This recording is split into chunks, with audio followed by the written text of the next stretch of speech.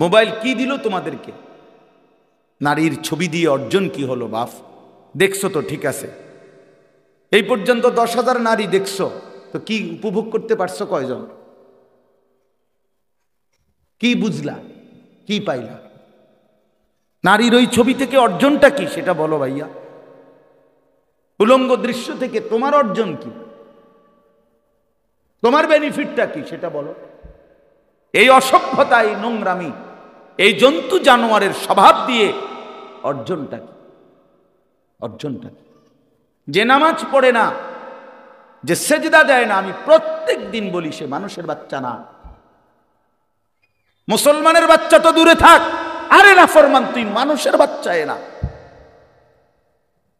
বেনামাজি কোনো মানুষের বাচ্চা না, বেনামাজি জানোয়ার, বেনামাজি 100 জানোয়ার, বেনামাজি চতুষ্পদ জন্তু, বেনামাজি হাইওয়ান। যার কপালে সেজদা না এটা জানোয়ার, এটা মানুষের বাচ্চা না। মানুষের বাচ্চা তো তাকে বলে যার আল্লাহ তাআলা কোমর, হাঁটু, কনুই বানাইছেনি ইবাদতের জন্য। বুঝেন নাই? নামাজ পড়ার উপযোগী করেই আল্লাহ তাআলা, মান্দা নামাজ পড়বে এই জন্যই কনুই বাঁকা হয়, মানুষ নামাজ পড়বে এই জন্যই কোমর বাঁকা হয়, মানুষ নামাজ পড়বে এই জন্যই হাঁটু বাঁকা হয়। নাই তো ভাত মাছ খাওয়ার জন্য কিংবা যৌন চাহিদা পূরণের জন্য, পৃথিবীর অন্য প্রয়োজন পূরণের জন্য এটা দরকার ছিল না। কারণ অসংখ্য জন্তু জানোয়ার এক অবস্থায় থাইকাই, গরু কখনো সোজা হয় না, ছাগল কখনো সোজা হয় না, কুত্তা কোনোদিন সোজা হয় না, কিন্তু সে তার দুনিয়াবী সমস্ত চাহিদা, খাদ্য, পানীয়, পেশাব, পায়খানা, ঘুম, যৌন চাহিদা সব পূরণ করে, করে না? তো কিভাবে পূরণ করে সে? বুঝা গেল বাকি শুধু দুনিয়া ভোগ করা, এ তো জানোয়ারের স্বভাব। ইনসান তো তাকে বলে যে আল্লাহকে সেজদা করে। আল্লাহ তাআলা বানাইছেনই আমাদেরকে ইবাদতের জন্য। ওমা খালাকতুল জিন্না ওয়াল ইনসা ইল্লা লিয়াবুদুন। তাহলে এটার উল্টো কথা তো এটাই, মানে এ কথার বাও কথা হইল যে আল্লাহ মানুষকে বানাইছেনই ইবাদতের জন্য, সেজদার জন্য, গোলামির জন্য। অতএব মানুষ বলে তাকেই যে গোলামি করে। অতএব এর উল্টোটা হলো যে সেজদা করে না, গোলামি করে না, তারে তো আল্লাহ তাআলা মানুষই বানায় নাই। তোরে বানাইছেই তো জানোয়ার, তোরে বানাইছেই তো কুকুর বিড়াল, তোরে বানাইছেই তো নারীর পিছনে ঘুরতি, তোকে বানাইছেই বেটা মানুষের বেডি দেখতি, ছবি দেখতি, সারা রাত দেখে রেজাল্ট কি? রেজাল্ট কি? প্যান্টটা নাপাক হইল, লুঙ্গিটা নাপাক হলো, শরীরটা অপবিত্র হলো, শরীরের সক্ষমতা ক্ষতিগ্রস্ত হলো, নাপাক হলো, নিজের মন নাপাক হইল, চোখ নাপাক হইল, কান নাপাক হইল, পুরা দেহ গুনাহের ভারে অপবিত্র। অপবিত্র পাক হইতেও তো জানে না, ফরজ গোসল করতেও তো জানে না, জানেও তো না। অসংখ্য ছেলে আছে যারা ফরজ গোসল সহি তরিকায় কিভাবে করতে হয় জানেও না, আপনি খবর নেন। তাহলে এই অপদার্থ তো আজীবন নাপাক। এত নাপাক, গোসল করলে পাক হয় না, শরঈ পদ্ধতিতে গোসল করলে পাক হয়। ইসলাম যেভাবে বলছে ওইভাবে গোসল করলে পাক হয়। এমনি ডুব দিলে পাক হয় না, এমনি বঙ্গোপসাগরের চুবাইলেও পাক হয় না।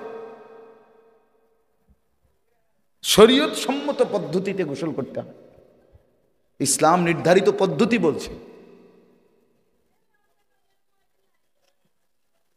এই জন্য বাপ আমি অনুরোধ করলাম, লম্বা বয়ান মাকসাদ না আমার।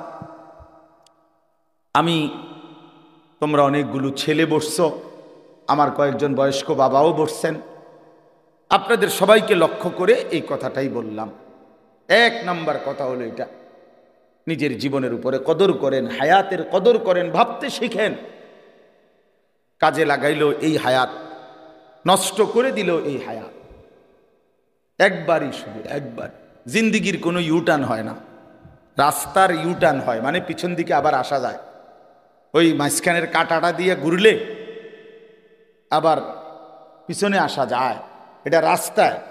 কিন্তু হায়াতের ইউটার্ন হয় না, চাইলেই আর পিছনের দিকে আসা যায় না। আমরা আর কেউ কোনো দিন আজকের বিকালে আর আসতে পারবো না। আজকে যে এই শনিবার, যে এখন যে বিকালটা গেল, সেখানে কি আর আমরা ফিরতে পারবো কোনো দিন? এই জন্য বাবা, আমি আবারও বলছি, আল্লাহর কথা বললে, কোরআনের কথা বললে, হালাল হারামের কথা বললে, তোমার এই গুনার কথা বললে যদি তোমার হাসি আসে, মনে করো কিছুই মনে হয় না তোমার বিবেকে, তুমি প্রতিবন্ধী, মনে রেখো। তুমি মূলত পাগল, মাতাল, তোমার মাথায় ডিস্টার্ব। সত্যি কথা, মানুষ বুদ্ধিবৃত্তিকভাবে কিছু প্রতিবন্ধিতা আছে এমন, যেটা বোঝা যায় না, যেটা কেউ অনেকে বুঝেও না যে সে যে প্রতিবন্ধী। সব প্রতিবন্ধী একরকম না। বুদ্ধি প্রতিবন্ধী আর শ্রবণ প্রতিবন্ধী এক কথা না। কথার কথা, একজনে কানে শোনে না, সে একটা প্রতিবন্ধী। আরেকজন হলো সে একজন আকলে তেমন কিছু ধরে না, স্বাভাবিক সব চলতেছে, তো এইটা একরকম না। আপনজন যদি নিজের সন্তান, নিজের ভাই নষ্ট করে দেয়, তার চাইতে বড় অপরাধ আর কি বলে? এর চাইতে বড় জুলুম আর কি হইতে পারে? এতটা ছোট বাচ্চা, এই বাচ্চা, তার হাতে এই বড় মোবাইলটা তুলে দেওয়ার এতটুকু আকল, দিমাগ, এতটুকু বিবেক যদি না থাকে, তা আমাদের সমাজ টিকবে কিভাবে বলে? ছোট ছোট বাচ্চা যদি, সবাই যদি দিন রাত এই গুনার মধ্যেই লিপ্ত থাকে, তো আমাদের আগামী প্রজন্ম, আগামী জেনারেশন আলোকিত মানুষ হবে কিভাবে? চরিত্রবান হবে কিভাবে? 3 বছরের বাচ্চাও যদি মোবাইল ছাড়া না ঘুমায়, ভাত খাইতে না চায়, তা আমাদের ভবিষ্যৎ কি? আগামী সম্ভাবনাটা কি আমাদের বলে? এই জন্য আসলে এটা জুলুম। কমপক্ষে অপ্রাপ্তবয়স্ক বাচ্চার হাতে যেই বাপ, ভাই, আত্মীয় স্বজন এই বড় মোবাইল তুলে দেয়, আপনি তার উপরে জুলুম করলেন, নিজে অনেক বড় ক্ষতি করলেন। রাসূলুল্লাহ সাল্লাল্লাহু আলাইহি ওয়াসাল্লাম বলছেন, কুল্লু মাউলুদিন ইউলাদু আলাল ফিতরা, প্রতিটি মানব সন্তান ইসলাম মানার, আল্লাহকে মানার পুরা যোগ্যতা নিয়ে এই পৃথিবীতে ভূমিষ্ঠ হয়। ফাআবাওয়াহু ইউহাব্বিদানিহি আও ইউনাসসিরানিহি আও ইউমাজ্জিসানিহি, অতঃপর মা বাবা, এখানে ব্যাখ্যার মধ্যে আছে অভিভাবক, মা বাবা সহ অভিভাবক ওই সন্তানটিকে, ওই মানব ভূমিষ্ঠ বাচ্চাটিকে ধীরে ধীরে ইয়াহুদি বানিয়ে দেয়, অথবা খ্রিস্টান বানিয়ে দেয়, অথবা অগ্নি পূজক বানিয়ে দেয়। তাহলে অভিভাবক নষ্ট করে দেয়। আল্লাহ নবী সাল্লাল্লাহু আলাইহি সাল্লাম বলছেন, আর রজুলু আলা দীন খলিলি, মানুষ যাকে সঙ্গী বানায় তার দ্বারা মানুষ প্রভাবিত হয়। যে যার সাথে উঠা বসা করে, চলাফেরা করে, কিছু সময়ের ব্যবধানে তার প্রভাব তার মধ্যে আসে। এই জন্য এটাই যদি আপন হয় মোবাইলটা, তো তার মধ্যে খামখেয়ালি, খাহেসাত, নফসের পূজা, মনের চাহিদার যথেচ্ছ অনুসরণ, এটাই তার মধ্যে আসবে। একটা পর্যায়ে বাচ্চা, এখনই সমস্ত ছেলে পেলে মা বাবা, পরিবার, ধর্ম, আখেরাত কিছুর সাথে কোনো বন্ধন নাই।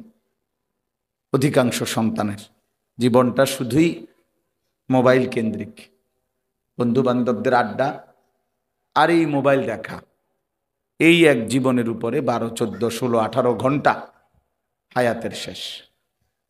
এই ছেলেটা বুঝতেও চাচ্ছে না যে অধীর ভবিষ্যতে তার কি হবে। এই সময়গুলো, এই হায়াতের এই লম্বা টাইম আর তো ফিরবে না। কোনো ঘন্টা, কোনো মিনিট, কোনো সেকেন্ড পৃথিবীতে আর নতুন করে দ্বিতীয়বার আসে না। নতুনটা তো নতুন সময়, এইটা তো আর আসে না। মনে করেন 23শে নভেম্বর 2024, এটা আর কোনোদিন হবে না।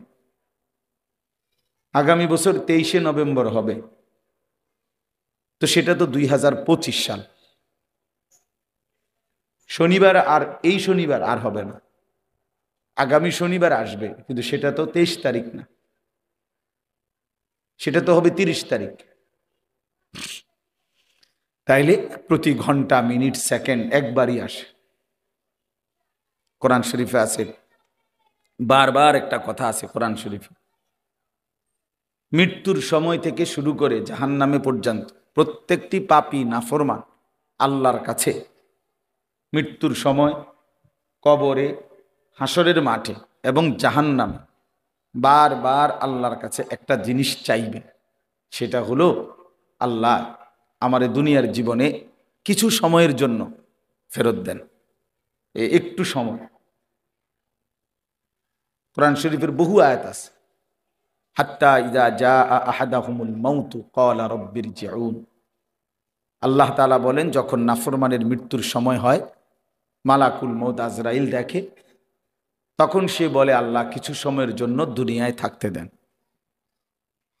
কোরআন শরীফে আছে, ওয়া আনযিরিন নাসা ইয়াওমা ইয়াতিহিমুল আযাবু ইয়াওমাল কিয়ামা ফায়াকুলুল লাযীনা যালামু রব্বানা আখিরনা ইলা আজালিন করিব। আল্লাহ তাআলা বলেন, হে নবী, আপনি লোকদেরকে কিয়ামত দিবসের, হাসরের ময়দানের আযাবের কথা ভয় দেখান, কেননা সেদিন সমস্ত জালেম, নাফরমান, পাপী আল্লাহকে বলবে, আল্লাহ ইলা আজালিন করিব, অল্প একটু সময়ের জন্য আমাকে দুনিয়ায় ফেরত যেতে দেন। এই যে সময় চাই। কোরআন শরীফে আছে, ওয়া আনফিকু মিম্মা রাযাকনাকুম মিন ক্বাবলি আন ইয়াতিয়া আহাদাকুমুল মাউত ফায়াকুলা রাব্বি লাউলা আখারতানি ইলা আজালিন করিব। আল্লাহ তাআলা বলে, বান্দা যদি নেক আমল করতে মন চায়, দান সদকা করতে মন চায়, আল্লাহর ইবাদত করতে মন চায়, যাই করতে মন চায়, এটা মৃত্যু আসার আগে আগেই করে নাও, নয়তো মৃত্যুর সময় তুমি বলবে যে আল্লাহ আমাকে কিছু সময়ের জন্য একটু সুযোগ দেন। কোরআন শরীফে আছে, জাহান্নামী জাহান্নামের মধ্যে বারবার আল্লাহকে বলবে, রব্বানা আখরিজনা না'মাল সালিহান গায়রাল্লাযী কুন্না না'মাল। আল্লাহ আপনি আমাকে কিছু সময়ের জন্য দুনিয়ায় ফেরত যেতে দেন, যদি যেতে পারি আমি নেক আমল করব। রব্বানা আখরিজনা ফাইন উদনা ফাইন্না যালিমুন। জাহান্নামী বলবে, আল্লাহ আমারে কিছু সময়ের জন্য জাহান্নাম থেকে বের করেন, এবার যদি ফিরে গিয়ে আবারও অন্যায় করি, পাপ করি, তাহলে আমি বড় বেশি জালেম, এরপরে আপনি আমারে তার চাইতে কঠিন শাস্তি দিয়েন, কিন্তু এবার একটু সুযোগ দেন, আরেকবার। তো এই সবগুলো কথার জবাবে একটাই, কাল্লা।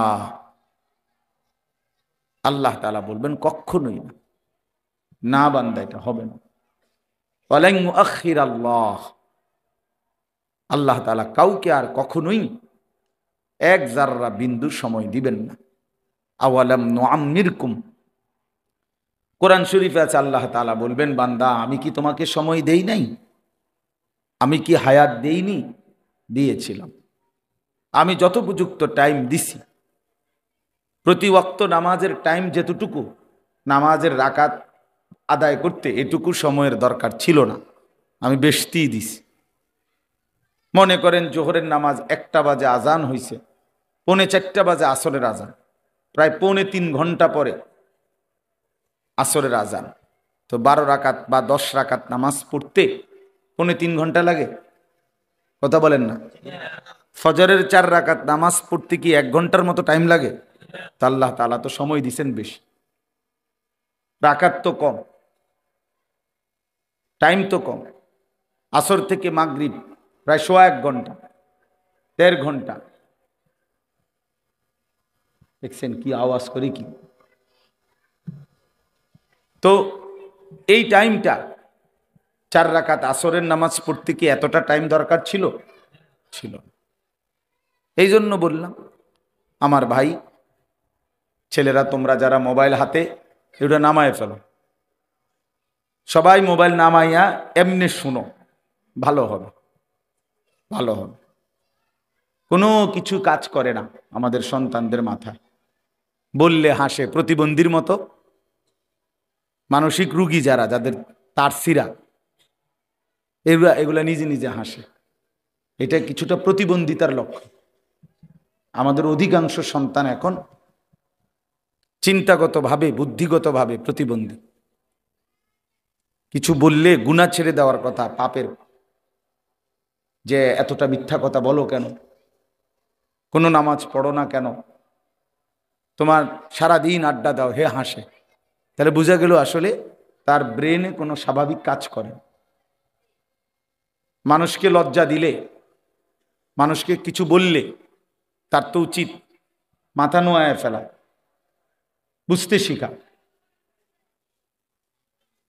এই জন্য বাপ, এটা গুরুত্বপূর্ণ বিষয় যে অনেকটাই সন্তান প্রতিবন্ধিতার শিকার। দুশ্মন এই পরিমাণ গুনাহ, নাফরমানি আর ফালতু কাজে আমাদের সন্তানদেরকে কাজে লাগাইছে, বেচারার মাথায় আর কিছুই ধরে না, কোনো কিছুই আর কাজ করে না। মা একটা আদেশ কাজ করতে বললে হে পারবে না, এক কথায় উত্তর দিয়ে দিস, পারতাম না। বাপে ডাক দিলে পারতাম না, পারবে না। কেন পারবে না? ওই যে তার তো সময় নেই। তাহলে এইটার কিন্তু একটা সময় চরম মূল্য দিতে হবে, চরম মূল্য দিতে হবে, চরম খেসারত দিতে হবে। আমার একজন আত্মীয় আছে, আপনজন, উনির মনে আছে, উনি অনেক সময় আমার ঘরে দেখলে জড়াইয়া ধরে অনেক সময় কাঁদে, ভাই আমি আমার আব্বা কত হাজারবার যে, লক্ষবার যে কইছিল, ফুত তুই একটু পর, একটু পর, দিন শিখ। আমি কোনো গুরুত্ব দিছিলাম না। এখন আমি খেতে কাজ করি আর গরুরে ঘাস খাইটা খাওয়াই। সংসারে যে গরু পালে, গাভী পালে, তোদেরকে দেখি আফসুস করে আর কি, যে আমরা একই বাড়িতে বড় হইলাম, একসাথে বড় হইলাম, সেদিন হয়তো তোরা বাবের কথা শুনছিলি, আমি শুনি নাই, আমার আপনজন। তো এই জন্য বললাম ভাই, আসলে অচিরেই দুনিয়াতেও আফসুস করো।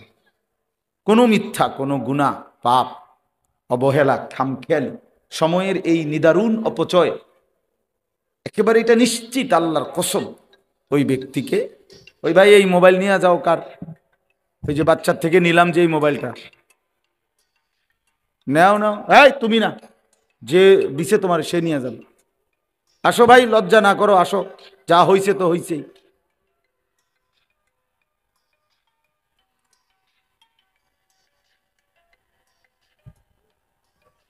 তো এই জন্য এটা আফসুস করতেই হবে। কোরআন শরীফে আছে, এই কথাটা মনোযোগ দিয়ে শোনেন। কোরআন শরীফ আছে, একেবারে প্রত্যেকটা পাপী নাফরমান, আমি কিংবা আপনি, ছেলেরা তোমরা কিংবা বাবারা, কোরআন শরীফ আছে প্রত্যেকটা পাপী নাফরমান হাসরের ময়দানে একটা শব্দ বারবার বলবে। সেটা কি?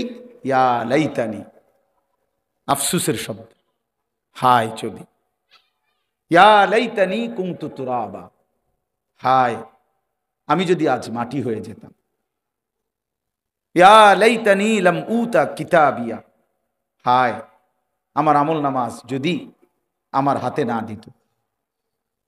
ইয়া লাইতাহা কানাতিল কাদিয়া, হায় আজ যদি আমার মৃত্যু হয়ে যেত। সব হাসরের ময়দানের আফসুস।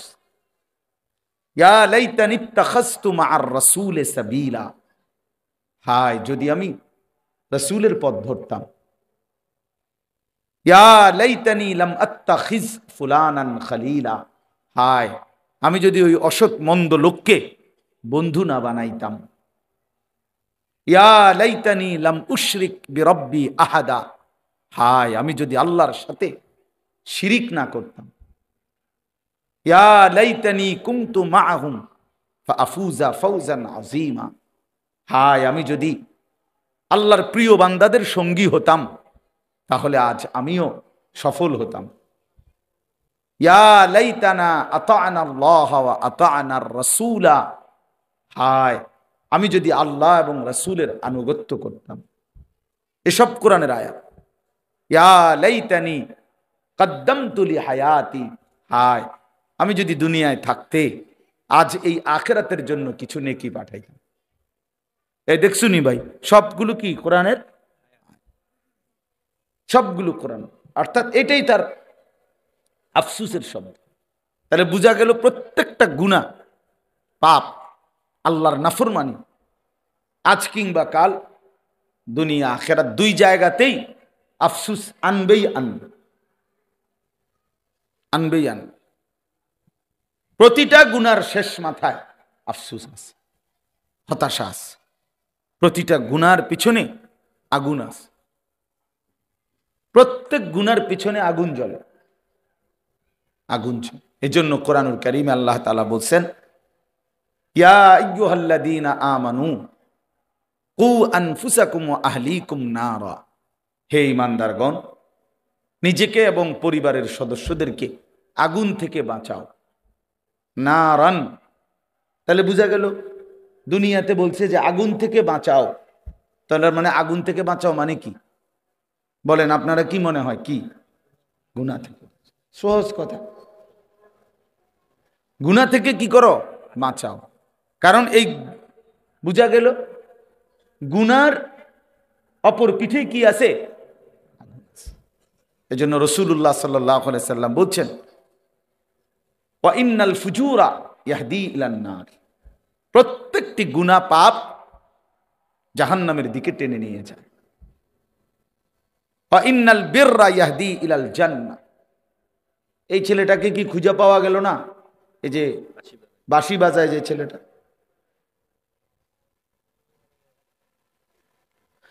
তো চলেন প্রতিটি নেক বীর, নেক কাজ জান্নাতের দিকে টেনে নিয়েছে। ইয়াহদি ইলাল জান্নাহ, জান্নাতের দিকে টেনে নিয়েছে। এই জন্য বাপ ছেলেরা, ভাই সবাইরে বলি, তোমরাও আলাদা শোনো, মনোযোগ দিয়ে শোনো। আমি এক্ষুনি অল্প একটু সময় কথা বলব আল্লাহ চাইলে। তাহলে আমার বলার উদ্দেশ্য হলো, আমাদের এই খামখেয়ালি, আমাদের এই গুনাহ, আমাদের এই দিন রাত আল্লাহ থেকে সরে থাকা, ইসলামকে ত্যাগ করা, ইবাদত আমলের প্রতি, নামাজ রোজা কিছুই আমাদের ভাল লাগে না। সব কিছু দুনিয়ার ভাল লাগে, এক ওয়াক্ত নামাজ পড়তে ভাল লাগে না। তো এইটাই তো জাহান্নামের পরিণতি, আগুনের পরিণতি, এটাই তো গুনাহের পরিণতি। আমি বুঝলাম না এটা কি আশ্চর্য কথা। কোন অসভ্য, নিশ্চয়ই তো কোন অভিভাবক তো আছে, কোন মা থাকার কথা, কোন বাবা থাকার কথা। আস্তাগফিরুল্লাহ।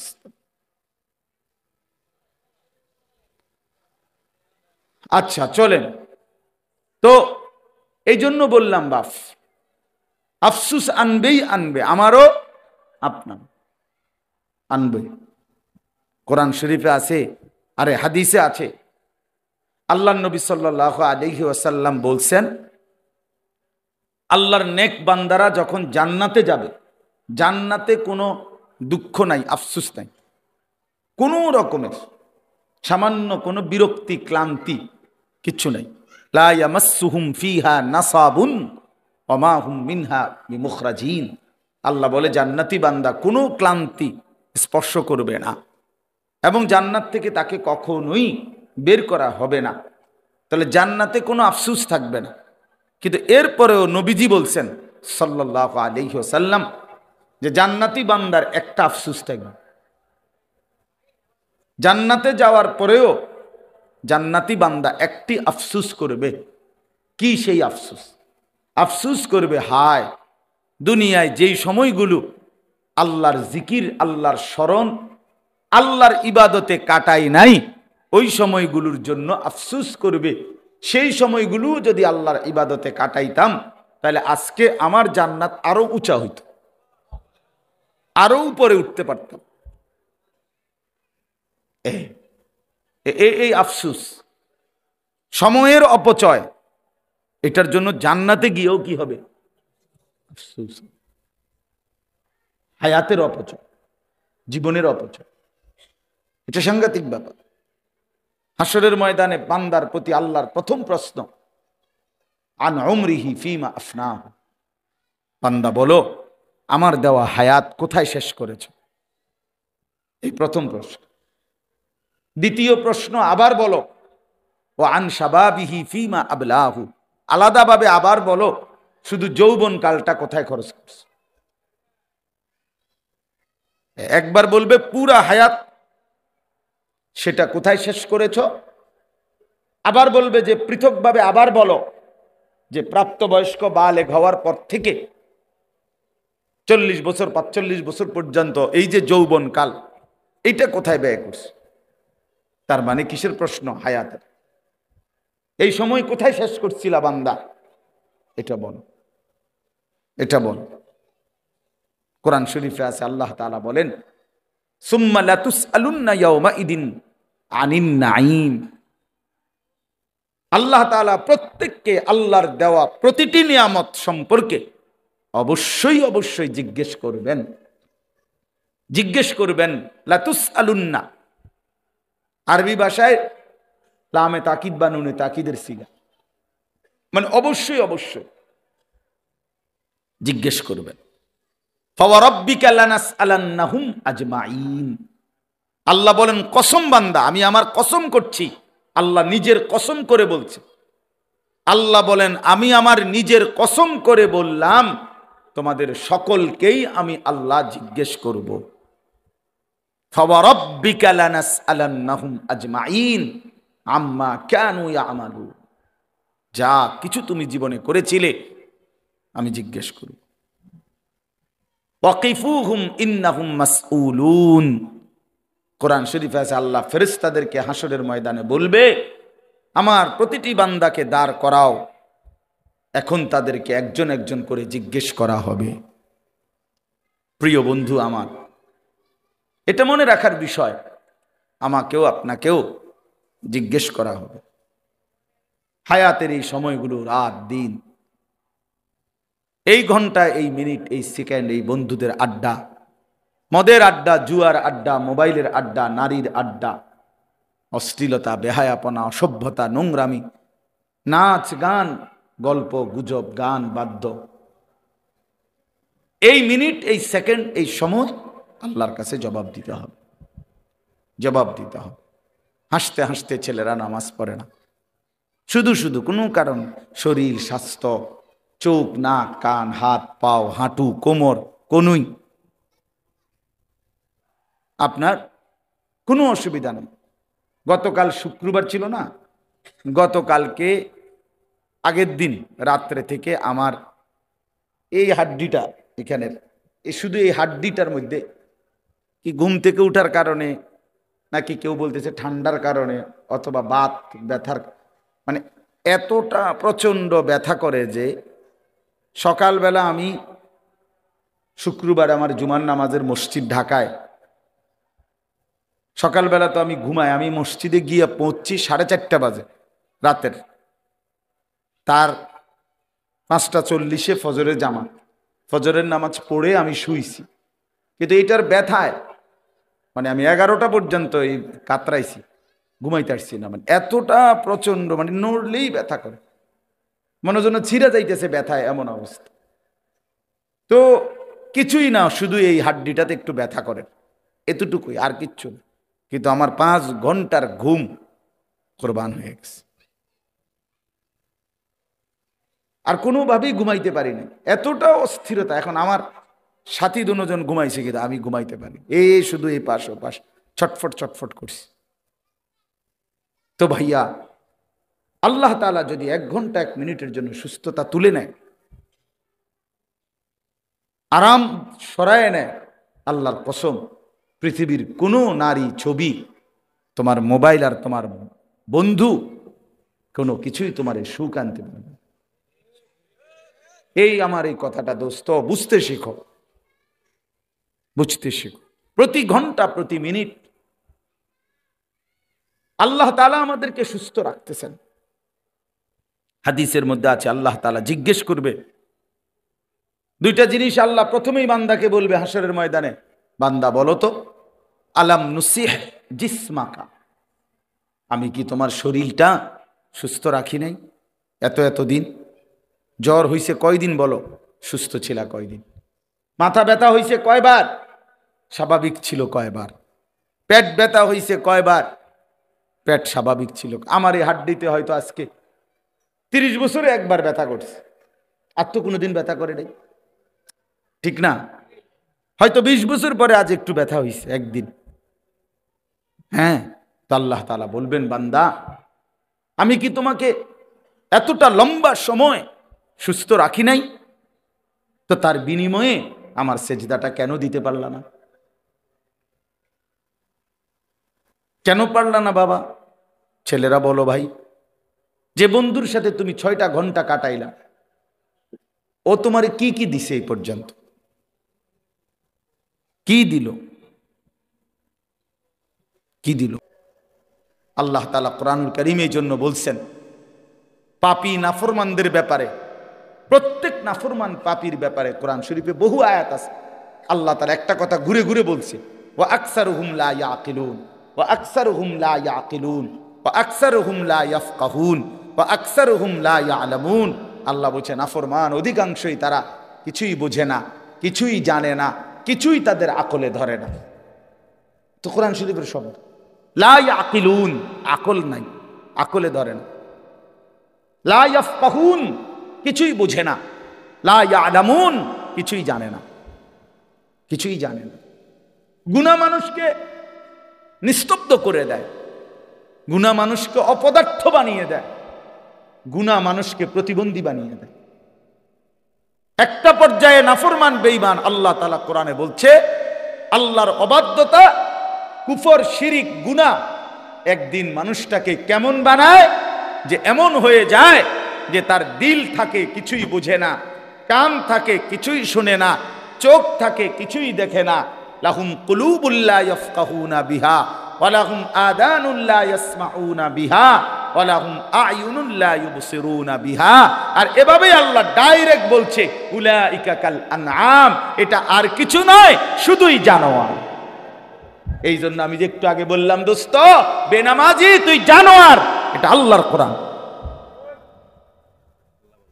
বেহায়া তুই জানোয়ার, মূলত চরিত্রহীন সন্তান, চরিত্রহীন নারী, বেপর্দা নারী, বেহায়া নারী, নিজের রূপ আর যৌবন বিক্রি করে রাস্তায় মানুষের সামনে সামনে ফেরি করে, ওই মূলত জানোয়ার ছাড়া আর কিচ্ছু না, হাইওয়ান, হাইওয়ান। প্রত্যেক পাপীর মধ্যে আকল নাই। গুনাহ মানুষকে মূর্খ বানিয়ে দেয়, আকল শেষ করে দেয়। এজন্য প্রত্যেক পাপী জাহেল, কোরআন শরীফে আছে। হ্যাঁ, একটা চমৎকার উদাহরণ আছে কোরআন শরীফে। ইউসুফ আলাইহিস সালামের 10 ভাই, ওনারে ছোটবেলায় পানির কূপে ফেলে দিছে না, আপনারা জানেন না এটা? তো এরপরে তো কত ঘটনা, কত কিছু হইল না। ইউসুফ আলাইহিস সালামকে আল্লাহ উঠাইলেন, উনি মিশরে গেলেন, জুলাইখার বাড়িতে ছিলেন, জুলাইখা অবৈধ প্রস্তাব দিছেন, উনি ওনার শতভাগ চরিত্র হেফাজত করছেন। একটা পর্যায়ে জেলখানায় গেছেন, জেলখানার থেকে বের হইছেন, বের হওয়ার পরে মিশরের অর্থমন্ত্রী হইছেন। এরপরে মিশরে এবং আশেপাশে চতুর্দিকে দুর্ভিক্ষ লাগছে। দুর্ভিক্ষ লাগার পরে উনি বিনা অল্প মূল্যে খাদ্য বিক্রি করতেন ইউসুফ আলাইহিস সালাম মিশরের অর্থ মন্ত্রণালয় থেকে। তো ওই দীর্ঘদিন 40 বছর পরে, বরাবর 40 বছর পরে ওই 10 ভাই এই অভাবে পইরা মিশরে আসছে খাদ্য কিনতে অর্থমন্ত্রীর কাছে। অর্থমন্ত্রী দেখেই চিনছে এরা আমার সেই ভাই। কিন্তু 3 বার আসছে তারা মোট খাবার কিনতে। প্রথমবারেও ইউসুফ আলাইহিস সালাম পরিচয় দেয় নাই, দ্বিতীয়বারেও পরিচয় দেয় নাই, তৃতীয়বারে ইউসুফ আলাইহিস সালামের 10 ভাই যখন খাদ্য কিনতে আসছে, এতটা অভাব ছিল তখন ওনাদের এই 10 জনের, তখন ওনারা এই তৃতীয়বারে আইসা ওই অল্প দাম যেটা সরকারি নির্ধারণ করছে এইটাও ওনাদের কাছে নাই। বুঝেন নাই? এমনি তো রেট কমাই নেই, কিন্তু এই কম দামটাও নাই। মনে করেন 10 ভাই 10 বস্তা খাবার নিবে, এখন 10 বস্তা খাবারের দাম 100 টাকা, কথার কথা। এখন উনাদের কাছে 100 টাকাও না, আছে ধরেন 30 টাকা, 40 টাকা, 50 টাকা। শেষবারে তৃতীয়বারে এ কোরআন শরীফে আছে, তখন তারা 10 ভাই ইউসুফ আলাইহিস সালামের সামনে, ওরা তো চেনে না, তো এইবার তৃতীয়বারে আইসা যখন এই টাকাটা দিছে, মূল্য দিয়া বলছে আমরা এটুকু দিলাম, তবে আমাদেরকে আমরা 10 বস্তা পূর্ণ দেন, আমগরে কম দিয়েন না, মাল পুরাই দেন, টাকা তো নাই, তো বাকি টাকাটা আপনি ওয়াতাসাদ্দাক আলাইনা, আমগরে সদকা দেন, ভিক্ষা দেন, আমরা আর নাই। তো কোরআন শরীফ আছে, আল্লাহ তাআলা বলছে, হায় দেখো দুনিয়াবাসী, 10 জনের কি পরিণতি আর একজনের কি পরিণতি।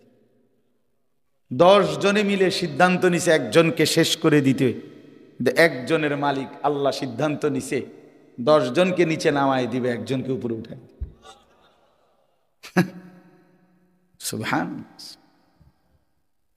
কোরআন শরীফে আছে 10 ভাই মিলে বলছিল, ওই সূরাতে আছে শুরুতে, ওয়ানাহনু উসবা, আমরা 10 জনই তো একটা শক্তি, 10 জন এক থাকলে অসুবিধা কি, বিল্ডিং ঠেললে বাইত নিগামু,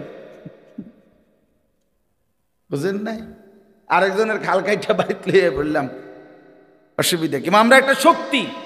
আল্লাহ বলছেন, না বেটা, 10 জন না 10 লক্ষে শক্তি নয়, শক্তি শুধুই আল্লাহর জন্যে। আন্নাল কুওয়াতা লিল্লাহি জামিআ, শক্তি শুধুই আল্লাহ, ক্ষমতা শুধুই কার? আল্লাহ। 16 বছরের জালেম ভেবেছিল আর কারো কোনো ক্ষমতা নাই, একদিন 2:30 বাজে দেখে নিজের কোনো ক্ষমতা নাই, নিজের কি নাই। তখন কিশোর তরুণ যুবক 16 বছরের আর 18 বছরের নওজোয়ানের কাছেই 16 বছরের সাজানো সংসার ছেড়ে দিয়ে পলাইতে হয়েছে। আমার ছোট মেয়ে গাড়ি উঠটি লইয়া পলাইতে হয়েছে। তার মানে এটা বোঝা উচিত, শক্তি শুধুই কার? আল্লাহর। ভাইয়া আল্লাহ, শক্তি শুধুই আল্লাহ। এই ইসরায়েলের একদিন টের পাবে, অচিরেই ইসরায়েলের এই ইহুদি কুত্তারা একদিন দেখবে তাদের কিচ্ছু নাই, ইমানের পতাকা, ইসলামের পতাকা ফিলিস্তিনে পথ করে উঠছে ইনশাআল্লাহ, কোনো সন্দেহ নাই, কোনো সন্দেহ। ওই বেঈমান হেরেই যাবে, এই দেখতে দেখতে একদিন থাকবে। এর চাইতে কত বড় বড় জালেম এই পৃথিবী থেকে হারায় গেছে, আর ইসরায়েলের মতো এই অল্প কয়েকজন কুত্তা ওরা বুঝি টিকবে? এত সহজ বিষয়। আল্লাহই বড়। কে বড়? হ্যাঁ, আল্লাহু আকবার, আল্লাহু আকবার, আল্লাহই বড়, আল্লাহই বড়। ওয়ালা যিকরুল্লাহি আকবার, আল্লাহ বলেন আল্লাহর স্মরণ এটাই বড়, আল্লাহই বড়, আল্লাহই বড়, আল্লাহই বড়। ছেলেরা নষ্ট হইও না, মুসলমানের বাচ্চা, তোমাদেরকে বলি, এই অল্প সময়ের মধ্যে দেখবা হক আর বাতিলের যুদ্ধ দেখবা, ইসলাম আর কুফরের যুদ্ধ দেখবা, ইমানদার আর বেঈমানের লড়াই দেখবা। তখন দেখবা মনে পড়বে, যদি এখন থেকে নামাজি না হও, চরিত্রবান না হও, আমি বললাম হকের পক্ষে, ইমানের পক্ষে থাকতে পারতা না। বেঈমান তোমাদেরকে কাপুরুষের কাতারে পাঠাই দিবে, বুজদিলের কাতারে পাঠাই পারতা না। সারা পৃথিবীব্যাপী ঈমান আর কুফরের যুদ্ধই হবে শেষ পর্যন্ত। আগামীর যুদ্ধ মুসলমান আর বেঈমানের যুদ্ধ, এবং সেটা বিশ্বব্যাপী। আগামীর যুদ্ধ মাহাদি আর দাজ্জালের যুদ্ধ।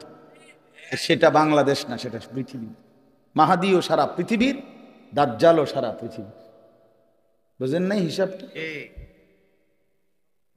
সারা বিশ্বব্যাপী।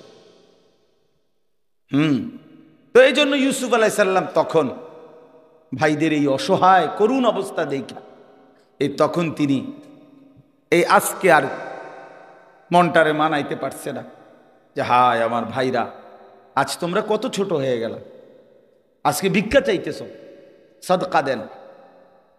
তখন তিনি বললেন, হাল আলিমতুম মা ফাআলতুম বিইউসুফা ওয়া আখিহি ইদ আনতুম জাহিলুন। এই কথা এটা বলতে ইউসুফ আলাইহিস সালাম তখন বললেন, তোমাদের কি মনে পড়ে তোমাদের যে একটা ভাই ছিল ইউসুফ, এবং তার সাথে আরো এক ভাই বেনিয়ামিন, এই দুই ভাইয়ের সাথে ইজ আনতুম জাহিলুন, যখন তোমরা জাহেল ছিলে, মূর্খ ছিলে, কি করেছিলে? মনে পড়ে তোমাদের? এইখানে আছে মূলত তো তারা পাপ করছে। তারা কি করছে? ভাইকে কি করছে? কূপে ফেলে দিছে। কিন্তু আল্লাহ তাআলা ইউসুফ আলাইহিস সালামের ভাষাটা কি ব্যবহার করছে? যে যখন তোমরা মূর্খ ছিলে। এই আয়াতের তাফসীরে স্পষ্ট আছে। এজন্য তাফসীর ইবনে কাসিরে আমি নিজে পড়ছি, কুল্লু মান আসাল্লাহ ফাহুয়া জাহিল। যে আল্লাহর নাফরমানি করে সে মূলত মূর্খ। এই কারণে অজ্ঞতা, এটা যে তার মূর্খতা। এই জন্য এই কথাটা বলতেছিলাম, প্রতিটা পাপী বেওকুফ, প্রত্যেকটা নাফরমান হারামখোর, সুদখোর, ঘুষখোর, জিনাখোর, ব্যভিচারী, বেপর্দা নারী, মদখোর, নেশাখোর, গাঞ্জাখোর, এগুলো সব মূর্খ, জাহেল। তো ইউসুফ, আচ্ছা, তো ওই কথাটা শেষ করি। ইউসুফ আলাইহিস সালাম যখন এটা ছেলেদের ভাইদেরকে বললেন, মনে পড়ে যখন তোমরা মূর্খ ছিলে, তো তোমাদের ওই দুই ভাইয়ের সাথে তোমরা কি আচরণ করছিলা?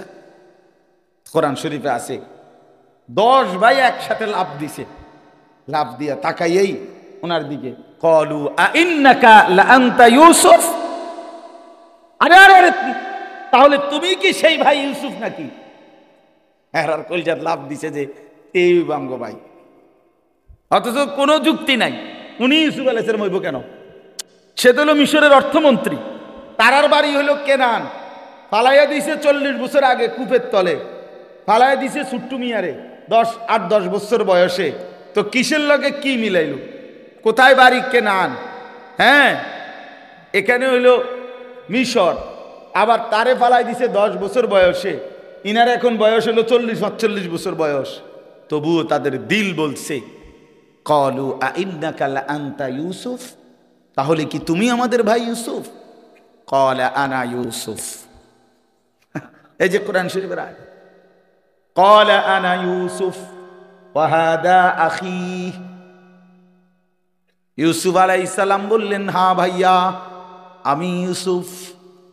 আর দ্বিতীয়বারে আসছিলার চুরির একটা কৌশল করে আমি যে আমার একটা ভাইকে রেখে দিয়েছি তোমাদের, সেটাই ছিল আমার ভাই বিনিয়ামিন। এই যে আমার পাশে বসা, গত সফরে মনে আসেনি ভাই, তোমার থেকে আমি আমার একটা ভাই কৌশল করে রাইখে দিছিলাম। কাদ মান্নাল্লাহু আলাইনা।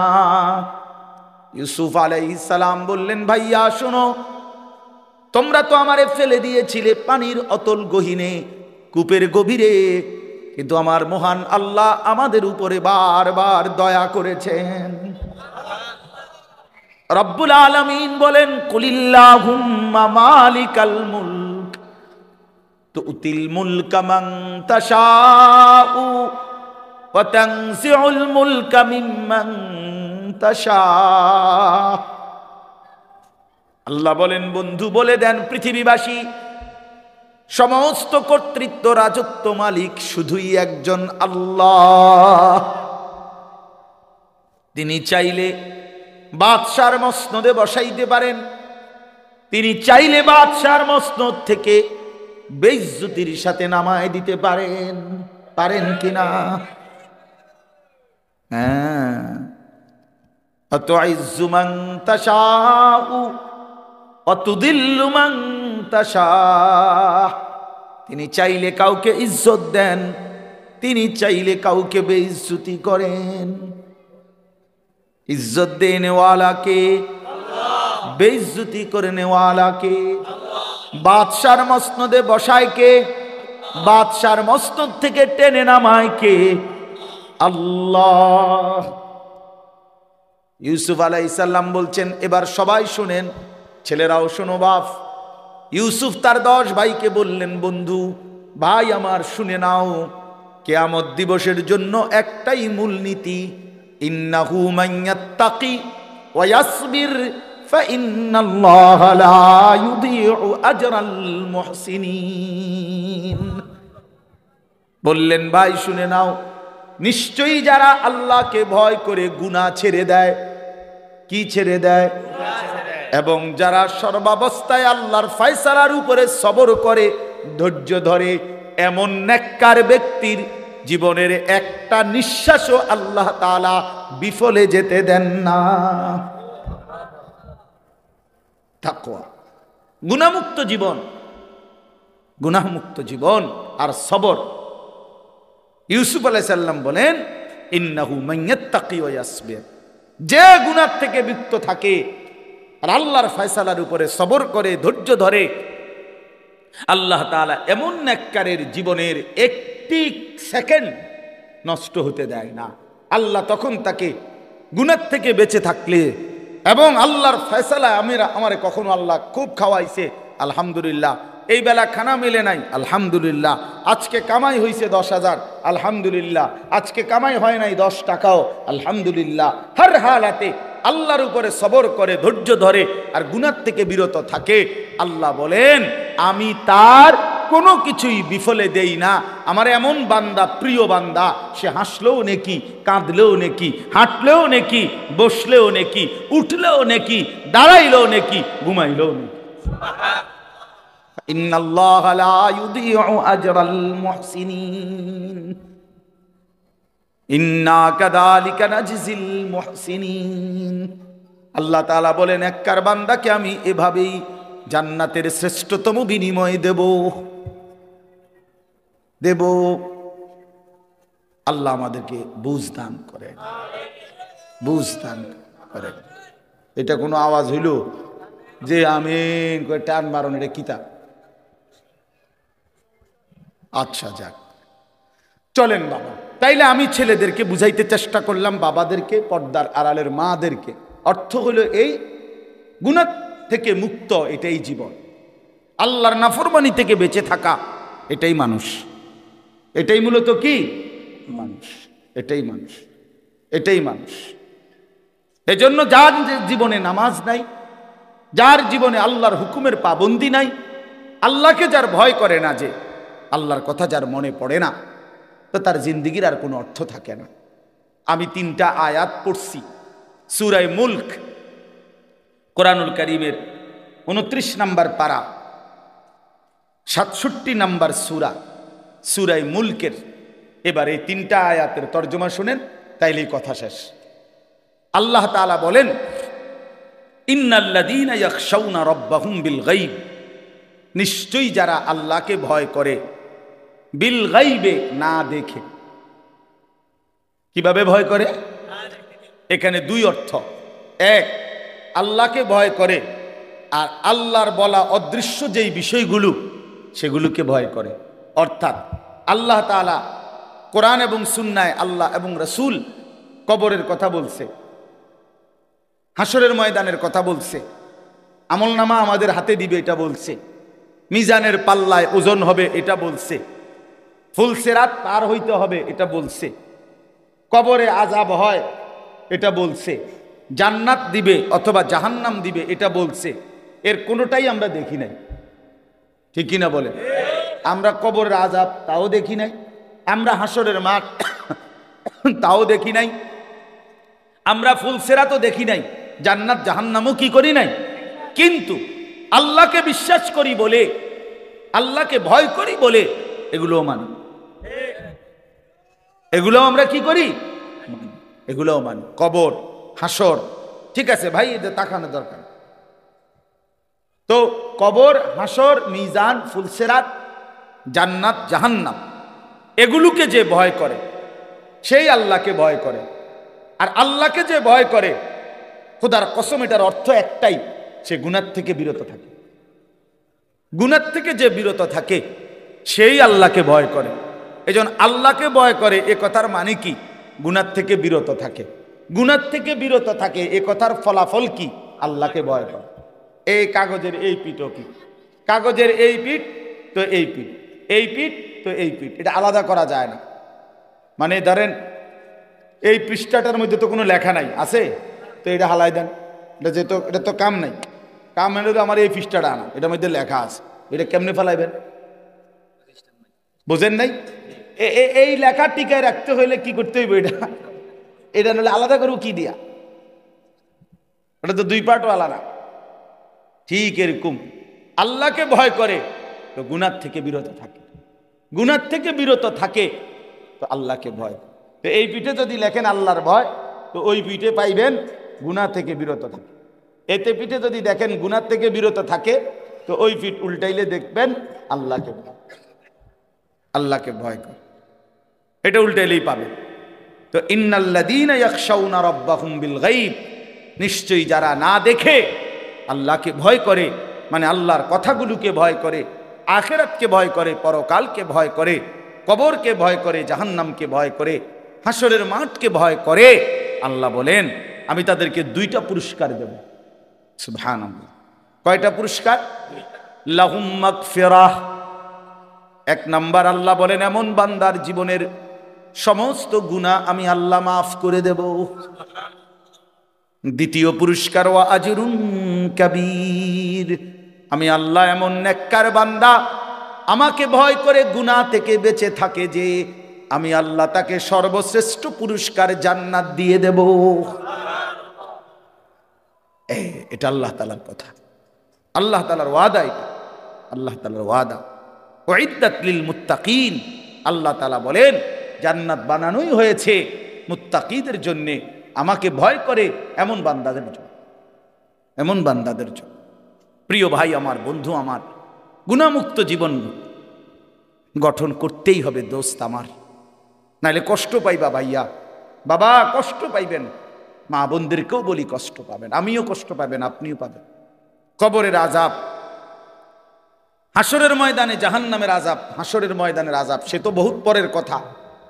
রাসূলুল্লাহ সাল্লাল্লাহু আলাইহি সাল্লামের হাদিসের মধ্যে আছে, আল্লাহর নবী বলেন মা রাআইতু মানজারান কাত্তু ইল্লা ওয়াল কবরু আফজাউ মিনহু। আল্লাহর রাসূল বলছে উম্মত, কবরের চাইতে ভয়ানক আযাব, কবরের আযাবের চাইতে ভয়ানক কোন দৃশ্য আমি মুহাম্মদ জীবনে দুই চোখে আর কিছু দেখি নাই। মা রাআইতু মানজারান কাত্তু, এতটা ভয়ানক আযাব, এমন ভয়ঙ্কর দৃশ্য আমি রাসূল আর কিছুই দেখি নাই। আল্লাহর নবী সাল্লাল্লাহু আলাইহি সাল্লাম বলেন কবরে নাফরমান যখন প্রশ্নের উত্তর দিতে পারবে না, তখন একজন ফেরেশতা এসে ইউদরাবু লাহু মিমিতরাকাতিম মিন হাদিদ, লোহার একটা গুজ্জ, লোহার একটা হাতুড়ি দিয়া তারে এত জোরে একটা আঘাত করবে, দরবাতান বাইনা উযুনাইহি, দুই কান বরাবর মাঝখানে আঘাত করবে। আল্লাহ রাসূল বলেন ফায়াসিহু সাইহাতান, নাফরমান এত জোরে একটা চিৎকার মারবে, ইয়াসমাউহা মান ইয়ালিহি ইল্লা সাকালাইন, মানুষ এবং জিন ব্যতীত আল্লাহর সমস্ত সৃষ্টি বেঈমানের চিৎকার শুনতে পায়। প্রিয় বন্ধু, এ তো কবরের আযাব, সামনে তো আছেই, সামনে তো আছেই।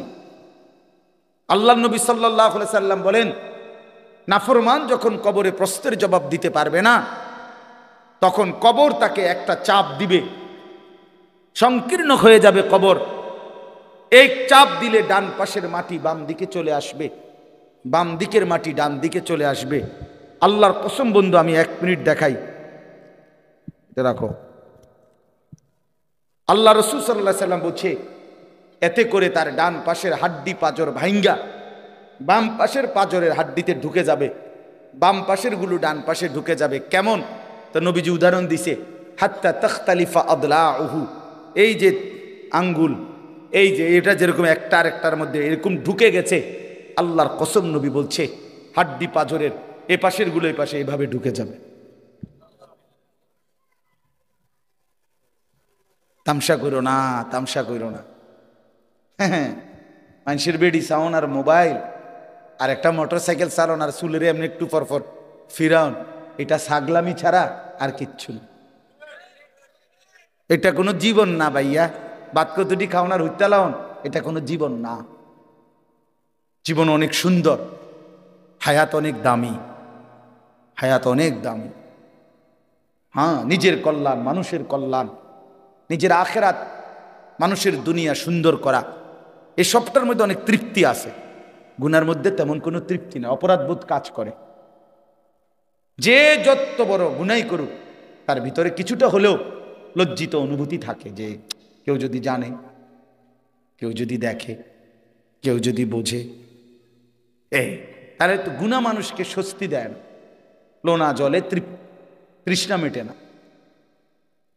মানে যে পানি লবণাক্ত ওই প্রাণীতে কি হয় না, এই ঠিক বুজুর্গানে দিন বলে, লোনা জলে যেমন তৃষ্ণা মেটে না, গুনায় সেরকম তৃপ্তি আসে না। তুমি 1 কোটি নারীও দেখলে তোমার তৃপ্তি হবে না।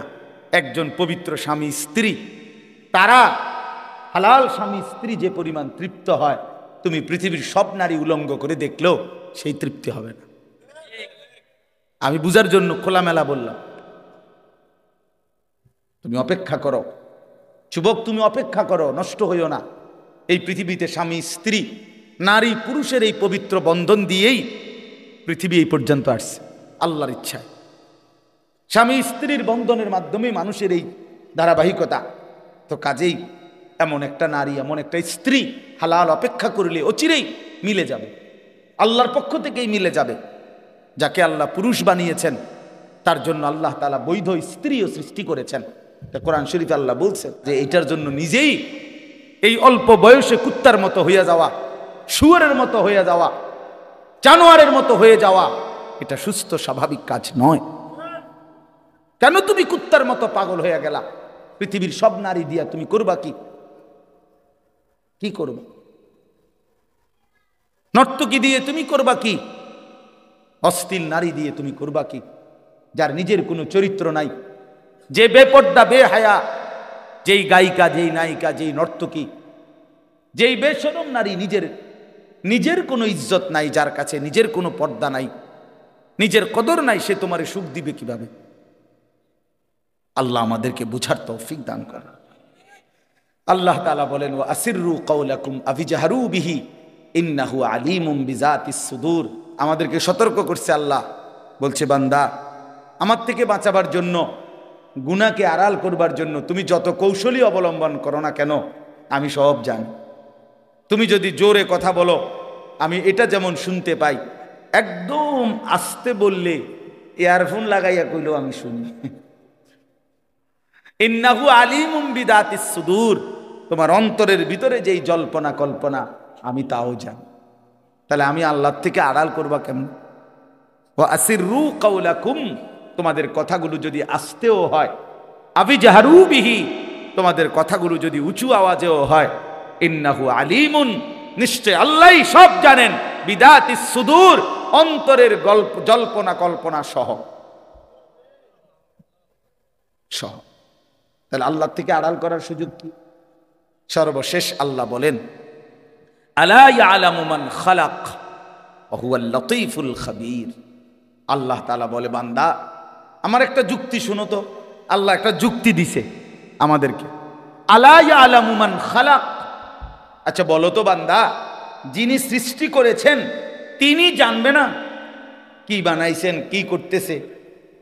মানে এটা যেই কোম্পানি বানাইছে, এটা কোনান দিয়ে কথা কয়, কোনান দিয়ে আওয়াজ বাইর হয়, এটা কোম্পানিও জানে না, জানেও আলগা মানুষে।